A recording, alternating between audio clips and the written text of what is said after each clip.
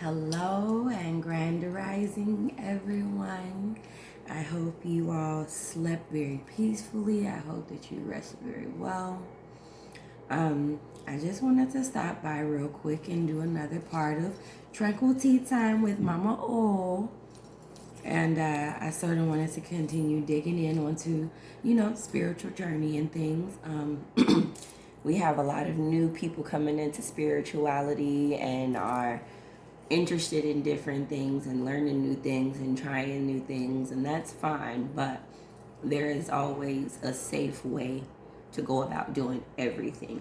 There is always a way to do, like I said, there's always a safe way to do everything. So just jumping right into it. Number one, you guys, if you are new to spirituality, please, please, please don't be in such a rush to run off and claim a religious preference. Study the religious preference first. Study the history of it. Study the background before you're just running off, oh, I'm this. You don't know what you're really claiming, so study the history before you do. Number two, I know getting readings and stuff is very hard up, and yes, getting a reading is very important.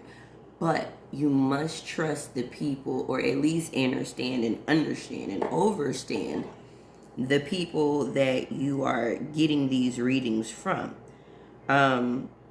All people aren't good people, and just because you are allowing somebody to read you does not give them principle over your own spirits and ancestors, okay? Another thing that I want to talk to you guys about is listening to all of these Nephiles or Babalawos jumping in your DMs out of the blue with, oh, spirit told me that I need to do this work for you, and I need to do this, and I need to do that. Something that you guys need to realize is that a lot of other places in the world consider those of us here in the United States lost children or lost souls, meaning we don't know where we come from. And we never took time to figure that out either. And truthfully speaking, the only thing that we do know is, oh, we have descendants from Africa. Well, genetically speaking, that's only partially true. We are not completely 100% African.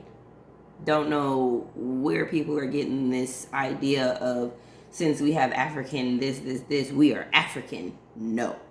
That is just what society tells you. Truthfully speaking, we are still American. We are still considered American property on American soil. So with us being children born of slaves who really did not know who they were or have a good understanding of where they came from, a lot of those principles and things were and are lost to us. So when you have people jumping in your inbox trying to tell you about you and your spirits and your ancestors and stuff aren't happy, a couple of things you need to remember. They are still in Africa. Their immediate ancestors are African. Your immediate ancestors, if you are here on U.S. soil, are not 100% African. There has been a lot of genetic mixture going on, okay? Eugenics. A lot of that. So at this point, if you are so hard up to follow something, follow yourself. Follow your spirit guides. If spirit is telling you, hey, don't do that, there's probably a good reason why you shouldn't do that. And if you really just are hard pressed for it, well then ask spirit for clarification. Don't become a dickhead though, okay? Another thing, everyone who jumps in your inbox ain't always bad, but they ain't always good either. You have to be careful about allowing people to read you in your energy and in your own place and space. Because technically speaking, if you do not allow or receive or accept what somebody else is saying or speaking to you, they really can't read you. If you are not spiritually protected enough, then you do have people that will try and manifest reading you or try and conjuring you up, meaning getting you to come talk to them and stuff. But you have to remember, we are in a day and an age on Facebook where everything is extremely, extremely accessible. Your pictures are accessible, your address is accessible, your place of work is accessible. So there is truthfully nothing stopping somebody from showing up to your place and space and casting a hex or a jinx or a curse on you. So with that being said, be careful. Don't let everybody into your energy. Don't let everybody read you, okay? You can't do that. And the reason that you can't do it is not only a safety precaution for other people, but it's a big one for yourself. There is a huge thing that we talk about in the spirit realm called spiritual STDs. So with spiritual STDs and stuff, that is literally a spiritually transmitted disease. So when you have sex with someone or you're having intercourse with someone and then all of a sudden once you're done, you have a nasty ass attitude, you ready to fight, that right there is the manifestation of a nasty sexual transmitted demon or a sexually transmitted spirit or energy or entity, simply because that person was unhealed, you were unhealed, and you guys were swapping energies. So now that you are allowing people to read you, you are allowing unhealed people to tap into your energy source and read you and say whatever they want without you really understanding your own spiritual work. You're not understanding your own spiritual guides. You get what I'm saying? So it's very easily to become manipulated into believing that, oh, I'm supposed to be doing Santeria or I'm supposed to be initiated into Ifa.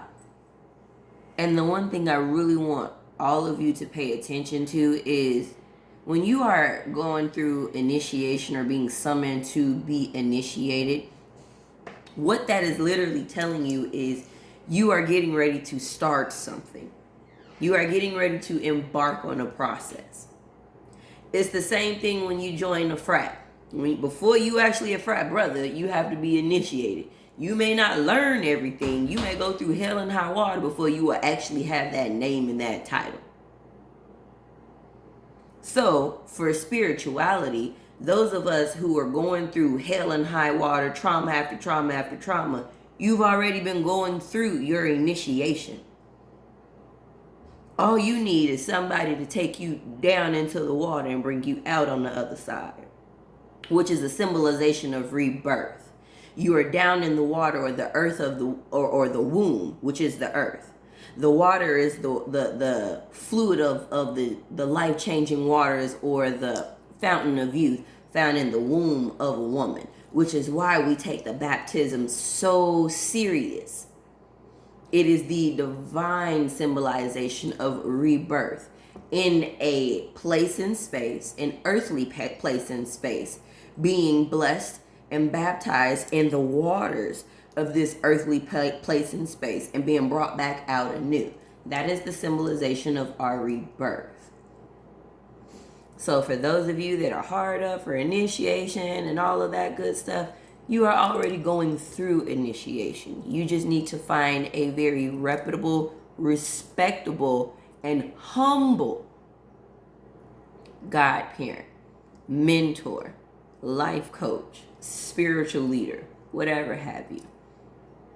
So I hope those words of wisdom help somebody. And please do not read or rock with people that don't rock with you. Okay? If they don't sit right with your soul, let them go. Y'all know my motto. Namaste, guys, but no, I'm